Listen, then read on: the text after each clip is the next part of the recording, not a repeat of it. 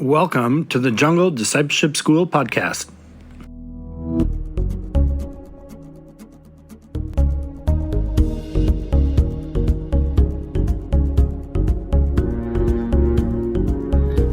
My name is David Small, and I'm going to be your host today. And thanks so much for being with us. I'm glad you're here. I'm glad you're tuning in.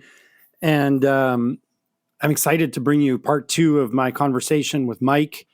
And if you did not listen to the last podcast last week, I really encourage you to just pause this one, stop this one, go back and listen to part 1. It's going to give you the context you need to carry on this conversation with Mike today. And just that you'll get the grounding here, and then come back and pick up this episode. But I had a really awesome time down in Phoenix, visiting Mike and DJ and Will and Susie. And so you can hear a little bit about their story. And then I was over in North Carolina visiting my friends Barry and Lucy, and just a beautiful, beautiful time with them. Really enjoyed it. And then last Sunday up in Newfoundland. No, not Newfoundland. What's it called? New Brunswick. Man, I'm a bad Canadian. Up into New Brunswick. And I was just outside of Gagetown. Gagetown is an army base where I used to serve, and there's this awesome little church just outside of the base. It's in the town of Oromocto, New Brunswick, and Oromocto Baptist Church welcomed me with open arms last Sunday, and just so great to be back there with them. It's been a while since I was there, and just a beautiful congregation, a beautiful church, and very generous with their prayers and their time and their encouragement with me. So I'm really thankful for the time that I was able to spend at OBC, and now back in Ontario, back with mom and dad, back with my family, and just great to see them, great to be home. And this coming week, I'll be speaking at Lakeside Baptist Church in Kenora, so I'm looking forward to being there. And then the way things worked out this summer, I'm making a quick trip over to Europe. And normally I don't do this, but one of my dear friends is getting married and asked me to be part of the wedding with him, and was able to help get me over there. And so, I'm just taking a quick week over in Europe into northern Italy, where I used to live and work. And so I'm really just looking forward to a time of pizza, a time of great food, and just to be with some friends there, and a couple days in England before coming back. And then, busy schedule this summer. I'll be speaking at Off Lake Church in Finland, or near Emo, Ontario. And that church is just incredible. Awesome to be with them. And then hosting some guys for a fishing tournament, and also speaking at the Calvary Baptist Church in Emo again, and hopefully a couple churches in that area down there. And then into August, I'll be a quick trip down to Fargo and visiting Brett. If you want to know a little bit about Brett, you can listen to the podcast episode that he was on, and just learn some unbeatable mind things that are going on in his life. And so I always love to go and catch up with Brett and his wife. And then I'm off to Alberta. I'll speak at City Church in Winnipeg, and then off to Alberta. And hopefully connecting with a lot of great friends out in Alberta and British Columbia, and before I fly back over to Thailand for JDS 2. And I just want to take a minute just to explain a little bit about some of the fundraising things, the fundraising goals that we have. And we ran JDS 1, incredible. I can't believe it happened. And we have about 30 monthly donors. An average school like JDS or an average organization would have probably 150 to 200 monthly donors to make it stable and keep things running. And we were able to do it with 30 monthly donors and some very generous giving. And I'm so thankful for it. One of my big goals this summer is to expand our donor base. We're aiming for 100 donors. And so we need about 68 more donors to sign up for a monthly donation. And it can be big or small, whatever God leads you to give, however he leads you to sign up and support the Jungle Discipleship School. It would mean a lot to me. It would mean a lot to the school and the future of the program, just to build some stability in JDS. And so, yeah, I would really just appreciate it if you would help us to achieve those goals and reach that target. And so if God puts it on your heart that that's something that you're willing to do and able to do, then please sign up, go to junglediscipleshipschool.com/give, and you'll be able to get a tax receipt if you live in the United States or Canada or Germany.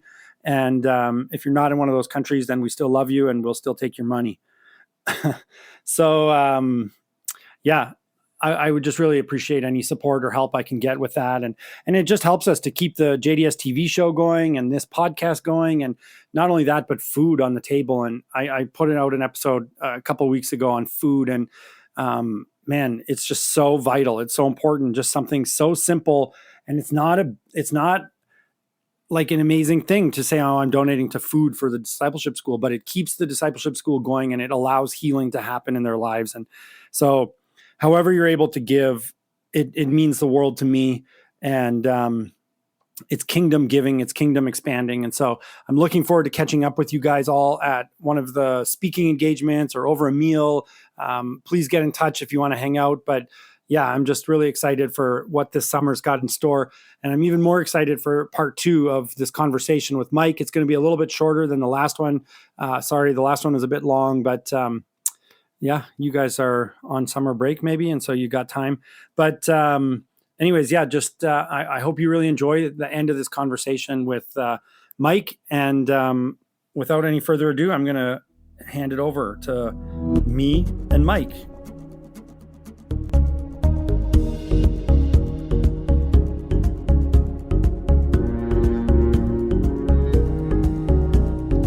For timeline's sake, where did Susie come into this? Susanna, your daughter. So Susie came into play after we had to leave the Uyghur areas. We moved to Central America because we wondered still about going back to Spain. And that would give my wife a chance to learn Spanish. And we were pregnant with her. But the 2008 financial crisis hit. Mm-hmm. We ran out of money, moved back to the States, and we had her in Philly. So she is my true Philly girl. Oh yeah, I can see that. She's my true girl. Yeah, okay. Yeah, from Philly. And she's got a little bit of that personality. She's got that sassiness. Yeah, for sure. And then after that we moved, 2 years later after she was born, 3 years maybe? I guess she was 3, and we moved to Thailand. And you took jobs you took a youth pastor job? I was desperate. So when I met you, you were working as a youth pastor, and I was going back to, I had this idea, I'm going to go back for 6 or 7 months to Thailand. I'm going to volunteer with the Free Burma Rangers, and I might as well, I went to the Chiang Mai Community Church youth group when I was a youth. And so I thought I might as well give back. And so I think this is just a way that God works, is that prior to going to Chiang Mai and starting my time with FBR, and I really had it on my heart to try to volunteer with the youth group, but prior to doing that, I walked the Camino de Santiago in Spain. There you go. And your entire upbringing was Spain, and so there's no reason to get this random email from this single white dude who are you who wants to hang out with these youth But you went to Spain, and you mainly 100%. Just wanted to hear about Spain. That was your saving grace. I remember you emailed me. The email pops up and I just finished. I want to work with the teens, and I was getting ready to delete, and thinking I love these teens too much, right, to allow for this. And then there was a comment about you just having finished the Camino, and I was like, oh, let's get coffee because I want to talk about Spain. Right, you really didn't care about me volunteering, but it was about it was about Spain. But it worked out. At the Starbucks at the Night Bazaar. I think that was our first. Was it really? I think so. Okay. But anyways, and then we had a lot of fun with youth. Yeah, we did. And working with youth, I think it's something that anybody who's going into ministry should do. I mean, maybe not. Maybe that's not true, because some people, they're just awkward and they shouldn't work with youth. But the young people, you cannot fake it. Yeah. They will just call you on it.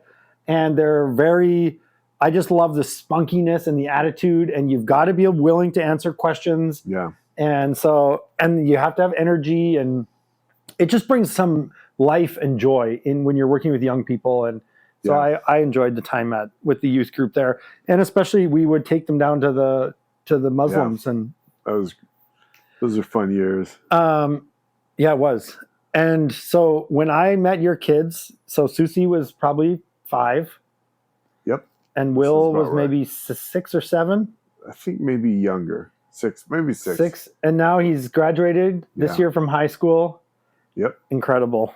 And then you started working with FBR, mm-hmm. and I started going in and out of Syria eventually, and Iraq. Yeah, so I stayed with FBR, but both of our roles evolved and shifted, and your role really evolved, and your job evolved, and it ended up taking you to the Middle East. Can you tell me a bit about the work you were doing in the Middle East?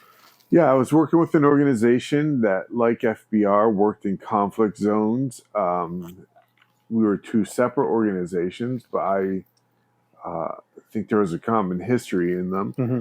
And I was working in the Middle East, running operations in the Middle East in Iraq, Syria, and Yemen. And I was going back and forth from there. But a lot of the lessons I learned with the Uyghurs applied to it. Mm-hmm. And a lot of the theology that I had studied, that liberation theology, mm-hmm. applied to what I was doing there. So now you're entering into active conflict zones, war zones. When you're working with the Uyghurs, it's more like a spy game. Right. Like subversion and people following you and people listening in on your conversations rather than all out war. But the Middle East, and times where you're in the Middle East, it was all out war. Yeah. Like bombings and jet fighters and real. And so how did you handle that? With fear and trepidation, man, like I'd like to pretend that I'm like the bravest, most courageous person around. But on every one of those hairy missions or tasks, I sat back and thought, is this the right thing to do? I got a wife mm-hmm. and 2 young kids. Mm-hmm. And I remember my son actually helping me out in that. He was pretty young. And I remember telling him I was going the next day to Iraq, and this one was going to be a little hairier. Mm-hmm. We were going into, I think it was to Mosul. And I asked him how he felt about me going to Iraq because he was learning about it mm-hmm. at school.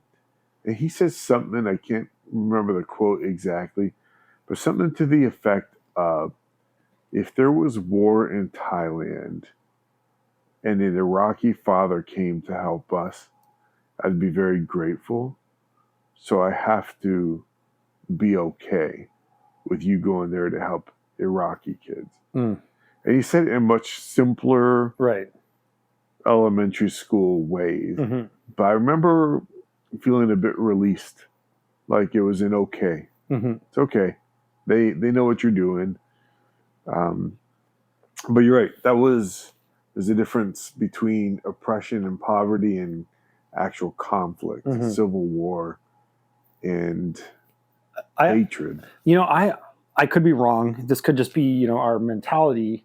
But for me, I always think I just assume that there's something deep inside every man that wonders how they'll do in conflict. Yeah. And I don't know if that's true or not, but I just think, we grow up and we learn world history. We learn about World War I, World War II, and we watch these war movies. We watch Saving Private Ryan and whatever. And I think there's a part of every man that watches it that says, which one of these characters in Saving Private Ryan am I? Am I the guy that can charge forward and run courageously, or am I the guy that's going to be shell-shocked and not be able to move or think or focus? And there's a part of us that wants that question answered. And so how did you respond to conflict? How did you respond to war? I fully agree with you. Like, there's you read too much about war, you watch too much about war to not have that question. And I remember wondering, I also remember doing okay. Like I said, not without fear, not without trepidation, but doing okay and thinking to myself, I never have to question myself again. Because if I did that, I can do anything. Now, that's probably wrong. It's probably wrong. But I remember feeling that way. And I think it speaks to what you're saying. Like, when you are able to do difficult things in a difficult setting, right, it speaks a lot to you. I remember reading this Hemingway quote from a letter to that said, the quote says he's writing to someone about war because he spent a lot of time in war. He said this: in modern war, you will die like a dog for no good reason. And I remember reading that quote and thinking, that is exactly what I'm exposing myself to. The fact that you could die like a dog for no good reason. And there's a bit of an existential check in you when that happens. I guess the alternate reality with that quote is that there actually may be a good reason for why you go and die. But the rest of the world will say it was for no good reason. I remember being on a mission in Burma, and I remember walking in, and we had to walk silently through these like knee-deep rivers for 6-7 hours. And there's Burma Army camps up on the mountain, and we walked for like 3 days. Horrible, just terrible, and like the worst conditions. And I remember thinking, why am I doing this? And I thought, okay, yeah, we're bringing medicine to the people who won't otherwise get medicine. And I thought, yeah, that's good, but is it worth my life? And I thought, ultimately, probably not. I love the people, good people, but just to bring them some paracetamol is probably not worth my life. And then I thought, okay, well, we're going to do some kids program. We're going to encourage them. We're going to make them laugh. We're going to tell them they're not forgotten about. We're going to give them hope. Is that worth my life? Also, probably not. And I thought, what is the one thing that makes this worth my life? And I walked with that for a while, and I thought, really, the only thing that I can come up with is the gospel. That's right. That if I go there and I die, or I'm arrested and the Burma Army puts me in jail for the rest of my life, the only thing that would for me make it worthwhile, not a waste of life or waste of time, is that, hey, I'm bringing the gospel, and I'm going to share Jesus with you, and that's it. And so, and a lot of people, and especially in the West, you'd be like, well, yeah, okay, but maybe we just give them a tract instead, and you don't need to go there. But and for me, it was that moment. I remember it really clearly. It was that moment that solidified for me, if I die here, I have to be bringing the gospel. I have to share the gospel with them, because nothing else is worth it. Nothing else is worth my life. Nothing else is worth dying for here other than the gospel. And I can give them medicine and they might feel better, but they're all going to die still one day. And I can give them hope, but they're all going to die still one day. And so it was a real clear crystallization for me of the mission. Yeah. And the Apostle Paul says, to live is Christ, to die is gain. And I remember these, and I'm just curious for you, I remember these like kind of Sunday school lessons that we learn in the West that they have to become real. And you're raising your kid in Central Asia. The government is kicking you out of these countries. Now you've got 2 kids and you're going to conflict zones. You've got a wife and 2 kids. You're going to active war zones. And these Sunday school lessons, God will provide, God will protect, they have to be real.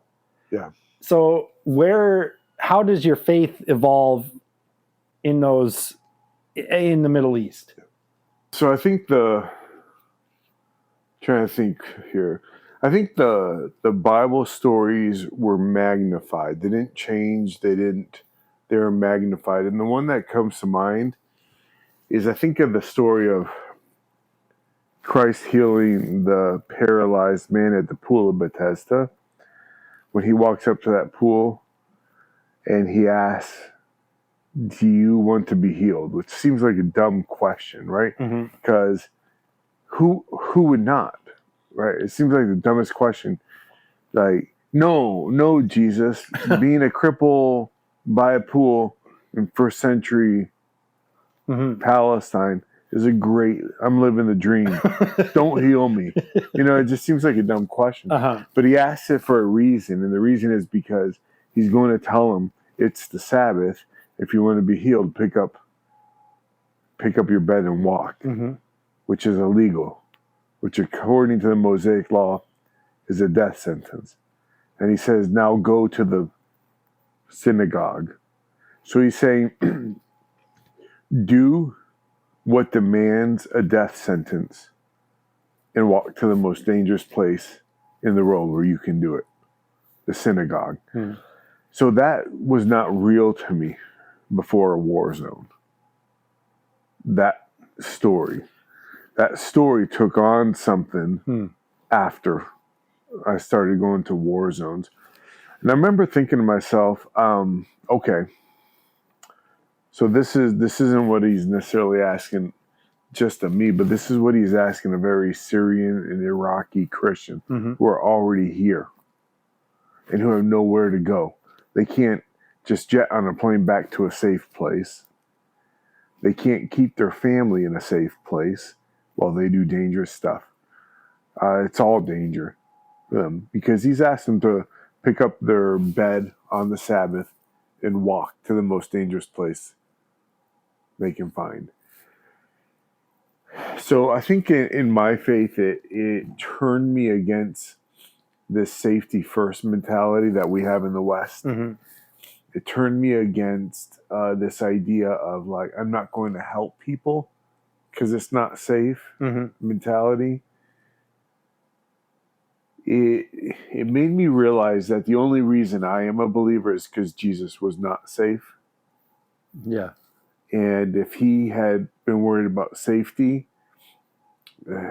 my story would be completely different.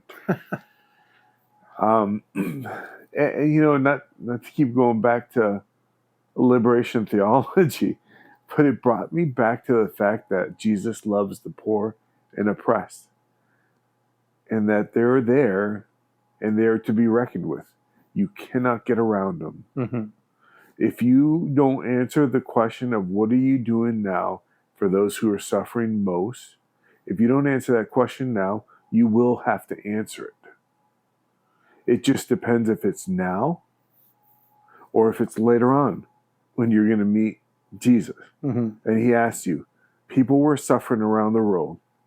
What did you do? You're eventually going to have to answer that question. So deal with it now. Deal with it now. I know I can come across as like preachy when it comes to this theology, but I actually think there's a very practical side to it. You're going to get asked that question, but you might as well start working on it now rather than wait.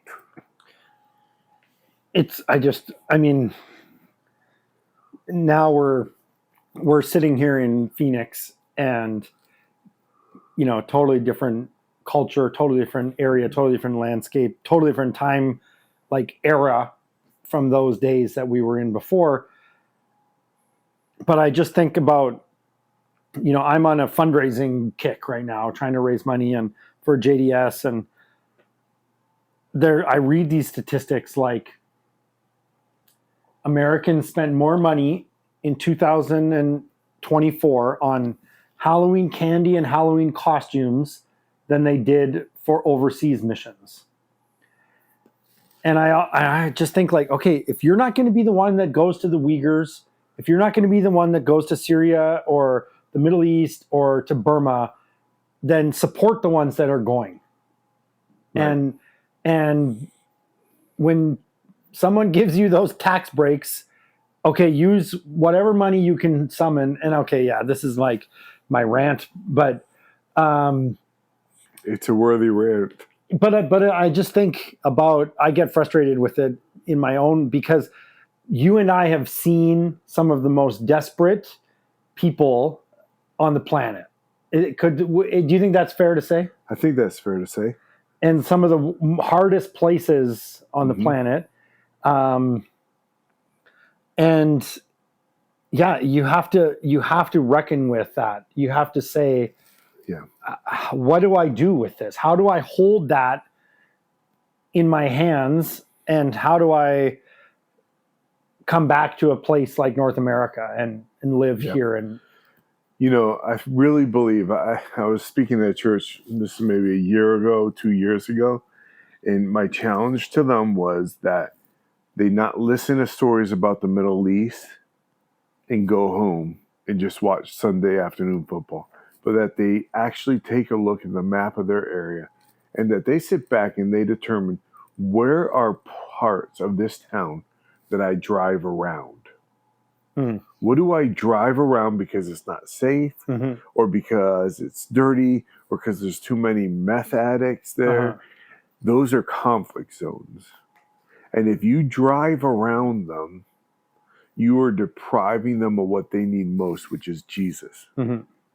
If you have Jesus and there's a conflict zone, a bad part of town you drive around, what that place needs more than anything is you there, not you driving around it. It's already suffering from a lack of Jesus.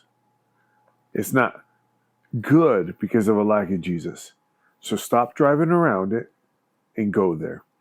Find a convenience store, find a restaurant that you can go back to multiple times, and do it. Just do it, man. Because I keep going back to this thought of, when I die, how will I answer these questions? You don't want to answer them and say, you know what, people were suffering there. Your presence was struggling there, Jesus. I could have made it better. But they got cleaner restaurants on the east side. I just don't know how that's going to go for you. So you might as well go. Conflict zones are conflict zones because there's not enough Jesus there. I remember being in Kutupalong refugee camp near Cox's Bazar in Bangladesh. At the time, it was the world's largest refugee camp. And I remember they took us up to this high point, and you could see like the camp just sprawling in all directions. This is a Rohingya camp. And just the utter, just poor, like there's nothing. Literally, just everyone is desperate to just live through the day. And then we interviewed people, and I remember a guy, he said, yeah, Burma Army shot up the village. They killed my wife. We ran here. I've got a bullet in my shoulder. We kept running. And then we moved into this area, and the refugee camp had expanded so much that these wild elephants trampled through. They killed all the neighbors. And I thought, like, you run from war, you cross a border, you've got a bullet in your shoulder, and then you get trampled by elephants. I was like, and I remember standing on the top of this hilltop, looking out over the camp and asking the question, like, Jesus, where are you? Yeah. Where are you in this? And I really, like, I'm not one to say that like Jesus speaks to me or spoke audibly, but I just had this thought in my heart. I'm sitting here with them. I'm crying as they grieve. I'm sitting beside them. I'm with the kids that are playing and pushing a random tire down the street. And that I just had this feeling like I'm just sitting here beside them. Yeah. I'm present with them. You know, you're totally right. And a couple thoughts come up when you bring that up. The first one is this absolute refusal of the West to believe, when they look at poverty and they look at oppression, that step one in poverty makes step two in poverty that much easier. And step two makes step three that much easier. Step three makes step four Mhm. that much easier. Because if you're running from a war, you can't be really choosy about where you stay. Right. So you will sacrifice safety, Hmm. or you'll sacrifice comfort Hmm. because you don't have many more choices. So because you sacrifice safety and comfort, you're now in a refugee camp. And because you're in a refugee camp, you have to fight that much harder to survive, which puts you, at times as ironic as it is, in the path of a herd of elephants. Yeah. And that's the same here in our conflict zones in the States. If you have something bad happen to you and you lose your job, you now can probably only afford something in a more dangerous Uh-huh. part of The town, more dangerous where you're neighborhood. more liable to have something bad happen to you, like your car gets stolen. Right. And now your car is stolen because you live in a more dangerous neighborhood because you can't afford anything better. And now you live in a dangerous neighborhood and your car is stolen that you stole. And that just multiplies Right. The itself. spiral downwards. Yeah, the spiral happens, and the spiral is real. And it's kind of why I think we try to become safer and safer to avoid the spiral. Mhm. But if that's true, if we're trying to avoid that spiral, the least we can do is be sympathetic and compassionate to those who could not avoid that spiral. Hmm. But for some reason in the West, we don't. We call those bad areas of town, and we try and go around them. Hmm. And I think we need to revisit that. I don't think a conflict zone is limited to Syria, Iraq, and Myanmar. Hmm. I think it's in Phoenix. Hmm. But we drive around it in Phoenix. Right. It's a tricky thing. I want to. There's so many different things that we could talk about. We could talk for hours, but I want to talk about a big transition for you, and especially with your family, where you had to make a decision. Do I stay here? Do I do this work?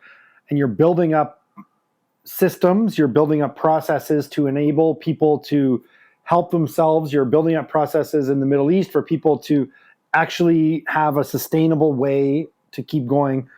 And you've got to make a call about your kids. And I'll let you talk a little bit about this, but in my mind, it's actually one of the greatest things that you've done, out of going to the Uyghurs, going to, serving the youth in Chiang Mai, all these different cool things, amazing things that you've done. I actually find this next part my favorite and the most honorable. And so I want to know about your decision to move back to America. If you can unpack that, how you feel. Ultimately, my wife and I spent our lives working for oppressed people, poverty-stricken people, especially kids. But there was no nobility in what we were doing for kids around the world if we sacrificed our own two children for them.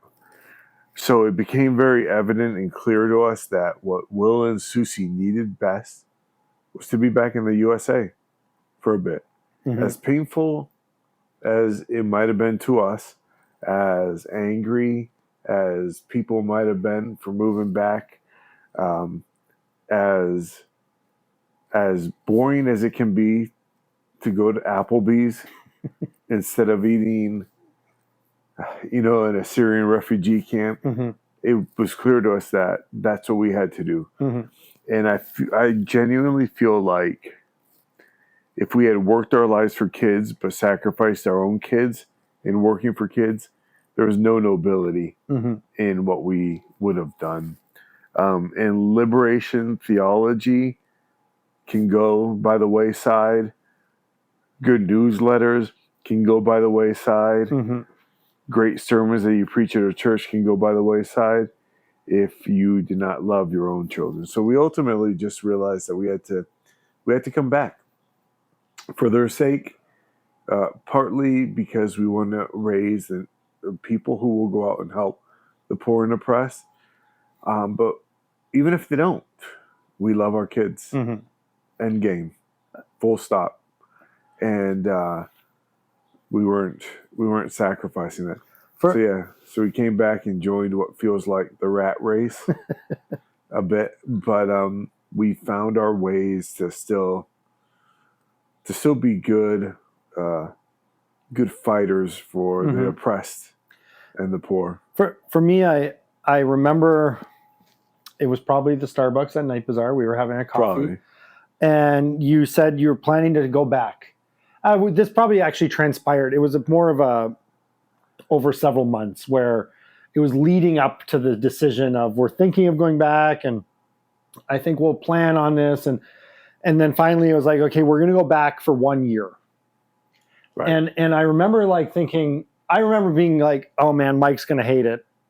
Mike's going to hate America. He's going to suffer there. It's not going to be fun, but okay, it's 1 year. Anybody can suffer through 1 year, and he'll be back. And one thing that just really struck me and always stuck with me was after that 1 year, you said, you know what? My kids are doing well here. Yeah. My kids are thriving here. They're happy. They're loving, the school they're at. They're loving the youth group they're in. Why would I take them out of that? And it meant, okay, I've got to change my job. I've got to leave my career. I've got to give up all of these things that are exciting and venture, purposeful, because the ultimate purpose is my family. And I remember just thinking because, I'm a single guy. So okay, I have a pretty selfish lifestyle. I can go where I want. I can do what I want. I don't have to think much about other people or in my plans. And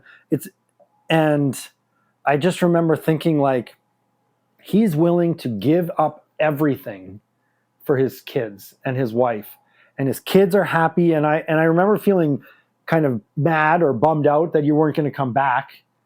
But I just thought, wow, that's pretty amazing. Try to say this as concisely as I can. I feel like the world, when it comes to Christ followers, is made up of a small group and a very large group.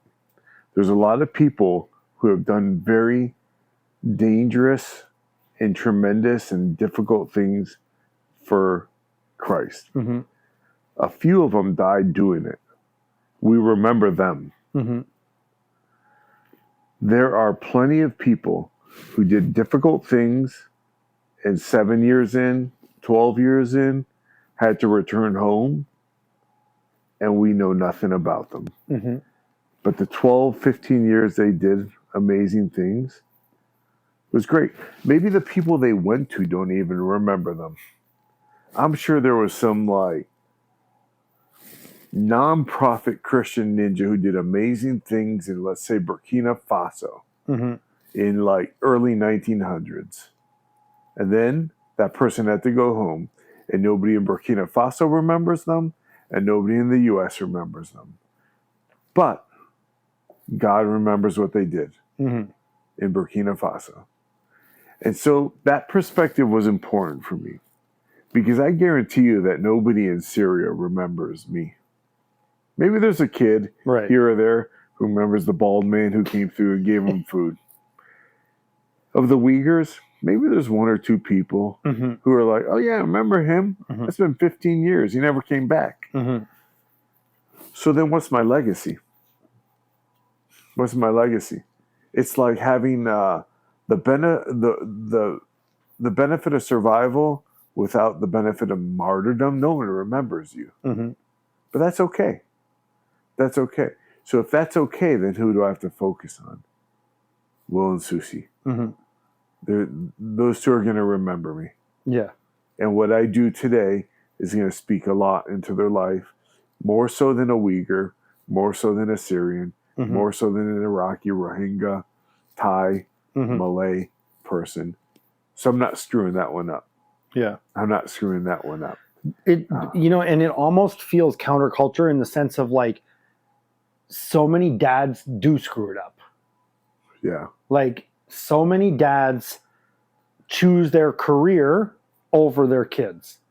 so many dads in this modern day and age, or even in the missionary world, say, my calling on the mission field is more important than my kids. Yeah. And you 100%. hear, and you and I have worked with countless missionary kids, and there's kids out there that feel like the kids that my dad ministers to are more important than me and my sister or whatever. Yeah. And your kids, I don't think they think that for a second. I hope not. Like, Yeah. And so I just think it's actually, I think it's amazing because it's actually not that normal. Yeah. And so I think kudos to you on that. I was just in Ethiopia, 2-3 weeks ago, and got the chance to visit one of our projects there. And there was this young lady, 12 years old maybe, and I got to meet her, got to go to her house. This just unbelievably small and poor situation. And I found out, we asked her, what do you want to be when you grow up? And she wants to be a soccer player, she said. And I asked her what her favorite team is. And she said Arsenal. So I made a deal with her because my team is Barcelona. Made a deal with her that every time I see Arsenal play, I will pray for her. If every time she sees Barcelona play, she prays for me. And the strength behind that was that she is every bit as valuable as I am. She is not lesser because of her age, because of her gender, because of her race, because of her passport country. So I should value her prayers. Mm-hmm. And if I believe that about a 12-year-old Ethiopian girl in the middle of Addis Ababa, I believe that about my 18-year-old boy and my 16 going on 17-year-old girl. Mm-hmm. And it may very well be that the best thing I have done for this world is teach them to make their bed or teach them to drive safe or teach them to love people. Mm-hmm. I just remember taking both of them down on these trips to Hot Yai and sleeping on the floor of a school, a Muslim school there, and thinking to myself, this may actually turn out to be, they may turn out to be the people who actually make a difference among Muslims. And they may look back at a heritage of like a dad who was certainly a screw up and got kicked out of countries, and that's about it. And grandparents who worked with gypsies but left no lasting legacy.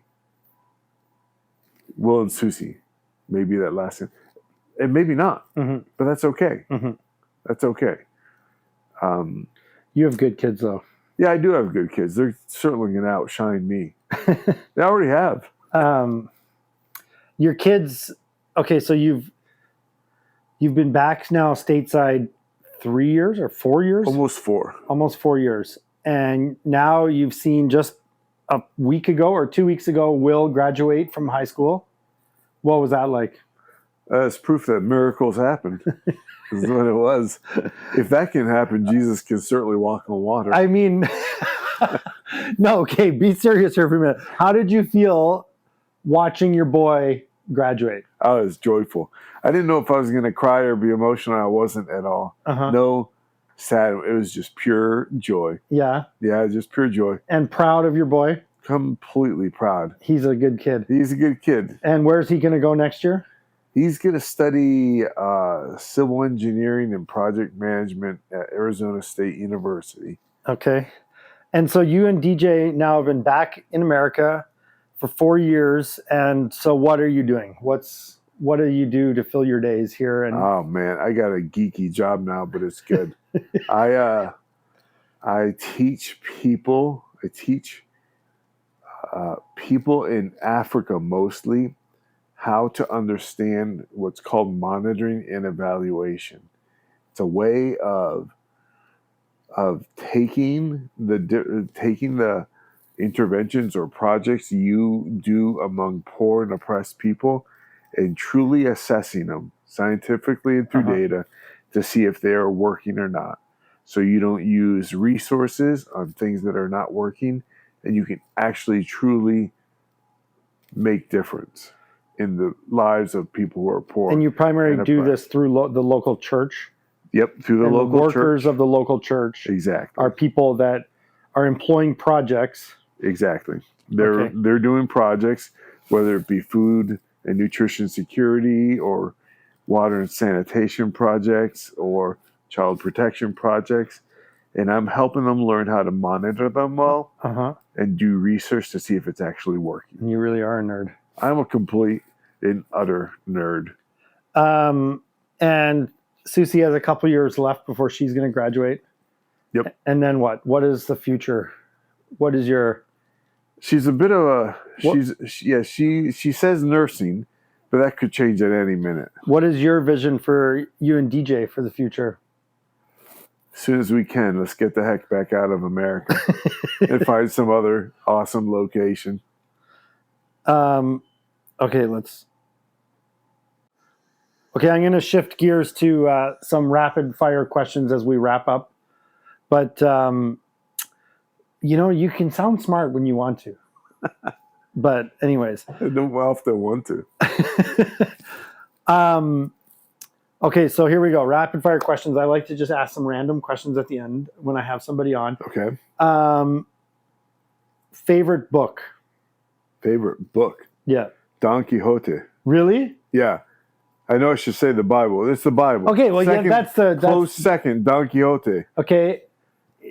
Favorite author? Favorite author? It's between Hemingway and Steinbeck. I like Hemingway's themes of war and violence and struggle and courage, but I like Steinbeck's characters because they're down and outs. And, okay, a country you haven't been to that you really want to visit? Chile. You can just go to the restaurant down the road, Chili's, and they can... It's like the same thing. Okay, do you have a favorite podcast besides the Jungle Discipleship School? Besides the Jungle Discipleship Do you even School? listen to podcasts? Yeah, there's one, I'm blanking on the name. It's called Bring It Back. It's about old classics that have been forgotten. And they talk about them. You're an old classic. I'm an old classic. It's totally been forgotten. Yeah, Bring It Back. That's a good one. Okay. And how about, would you prefer an ice cream sundae or a slice of pie? Pie. Why? Because it's better.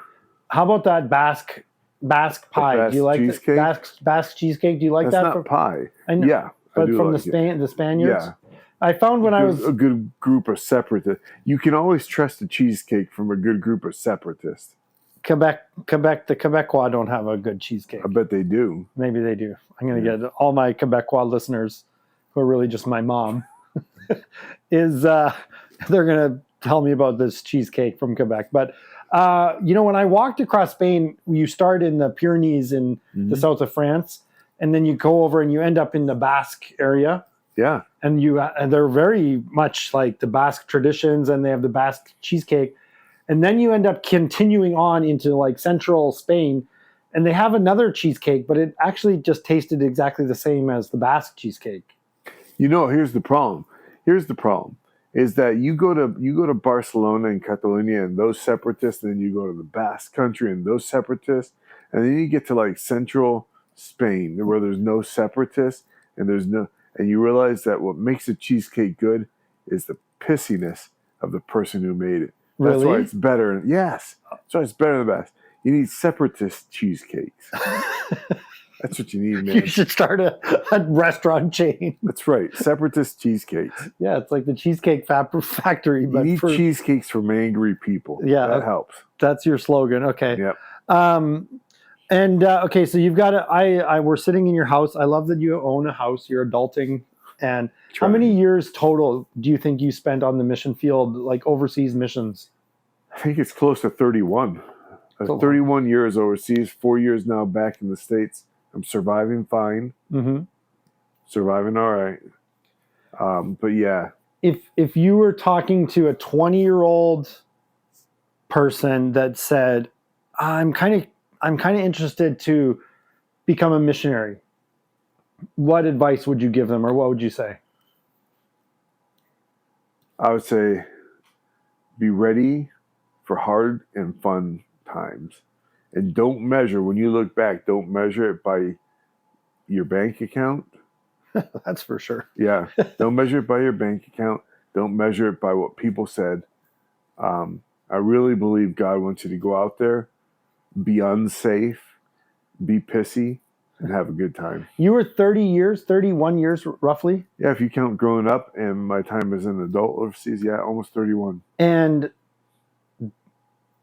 all of that time, all of those years were raising support.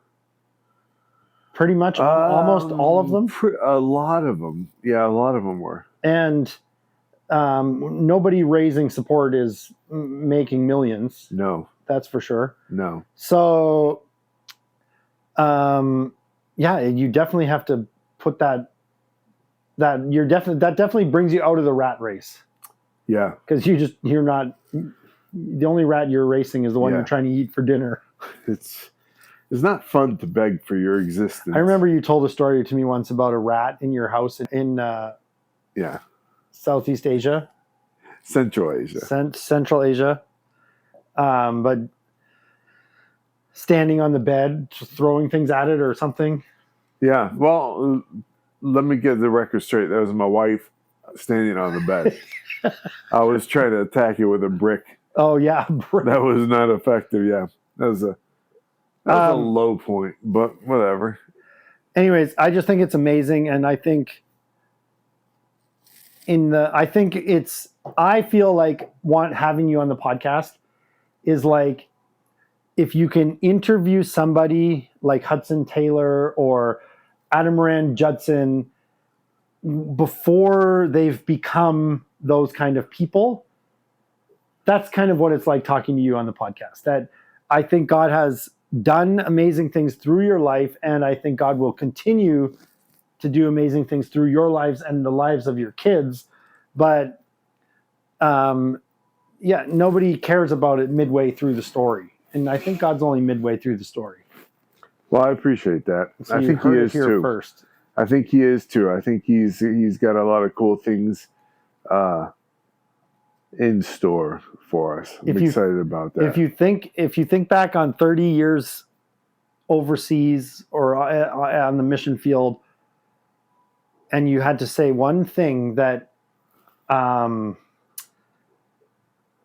you take away or refined your faith, or one thing that you just hold dear, what would you say? So I would take Hemingway's quote that I said earlier: "In modern war, you die like a dog, and no one will care." And I would amend that to say, "In modern war, you will die like a dog for no good reason, but Jesus will be so happy with you." And that's the way it is. That's the way it is. We live in a war zone, whether we like it or not. Mm-hmm. And you fight hard for the poor and oppressed. And they may not even care. The oppressing people may not care. Supporters back in the States may not care. People may think you're crazy. But God will thank you for doing something for people in those conflict zones. While everyone was driving around them, you drove right through that part of town. And I think he'll thank you for it. I think that's a good thing. Yeah. Well, Mike, thanks for 10, 12, 11 years of friendship? Yeah. Not always good advice, but 11 years of good friendship. And great advice, man. I give great advice. And thanks for welcoming me here to your home and to hang out with your awesome kids. I always tell people I come here to hang out with your kids, and you're just, I have to put up with you and DJ. I provide the food. That's true. Your wife provides good enchiladas tonight. So anyways, thanks for coming on the podcast. And I think I'm excited to see what God has got in store for you in the next decade. Appreciate it, man. Likewise. And when are you coming to visit the Jungle Discipleship School? As soon as I can. Yeah, good. Get over there. And we need more people to get out of their comfort zone and come and join us. Okay, thanks, Mike. You got it, man. Anytime. Bye.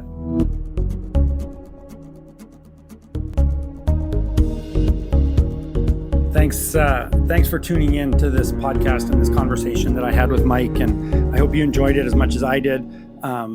Mike's a great guy. I love the way he thinks about things. I love the way he processes things, and he really thinks deeply about things. And he's just got such an amazing heart for the poor and the oppressed people in the world. And it always challenges me to just think about what I'm doing. Am I doing enough to help the poor and the oppressed people? And it's something we can all think about and all be challenged with. And so just thank you so much for tuning in to this episode of the podcast. As always, it means a lot when you like it and share it and give it to a friend. And it's kind of annoying to ask those kind of things, but in reality, it helps us to spread the message of JDS, of what we're doing, and ultimately that we can share the gospel and discipleship stories, and that we can continue to fund and run the school. So I'm really thankful for your support. Thanks for tuning in. And like I said at the end of last episode, I'd love to be able to give some scholarship money to Will as he's heading off to college. And so if you feel led to give to that, to support Mike and DJ in their quest to send their kid to college, then please make a donation and send me a note to tell me that you've made that donation, and just say that we're gonna give this for Will Riley to go to college. And I just think it'd be such a blessing for Mike and for DJ and even for Will to be able to say, like, hey man, we're going to give you $1,000 scholarship or whatever we're able to raise. And so if you feel led after listening to Mike's story, then please go to junglediscipleshipschool.com/give and make a donation and shoot me an email and just let me know it's for that cause, and we'll make sure it gets there. But I just think it's a great blessing for him. And I just think it'd be awesome to be able to bless them in that. And 31 years of service in missions and overseas work, and it's a lifetime. And so I think to say like, hey man, we're going to give you a gift is the least we can do. So anyways, I'll leave it at that. I'm thankful for you guys. I'm thankful that you're with us as always. And I will get some more content out to you guys as soon as I can. But I'm looking forward to what the summer has in store and some great interviews for the podcast. And God bless you guys. Thanks for being with us.